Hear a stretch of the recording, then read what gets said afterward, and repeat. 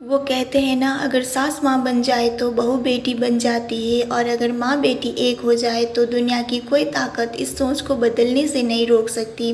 और कहा भी गया है, जो स्वर्ग को ही घर ले आती है वो बेटी, और जो घर को ही स्वर्ग बना देती है वो बहू।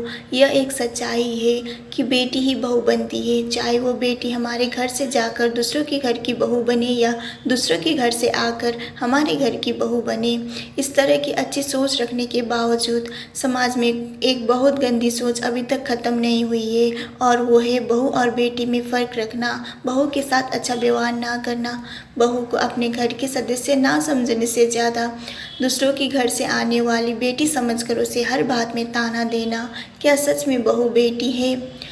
यह एक बहुत बड़ा सवाल है। चाहे कुछ भी कहा जाए, ऐसी कई सी बातें हैं जिसमें बहू और बेटी में फ़र्क समझ में आ जाता है।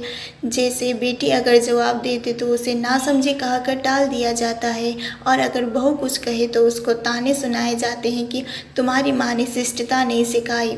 बेटी देर तक सोती रहे तो कोई बात नहीं, लेकिन बहू देर तक सोती रहे तो सास का मुँह फुल जाता है।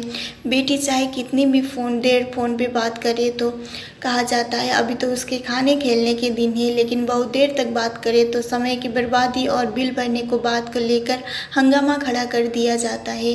बेटी घर में काम ना करे तो लाड जताकर कहा जाता है ससुराल में तो करना ही है, लेकिन बहू का काम करना अनिवार्य होता है।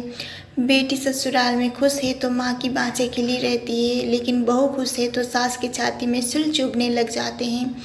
इतना ही नहीं, बहू तो चाहिए काम वाली, और बेटी की ऐसा ससुराल मिले जो उसे रानी बनाकर रखे।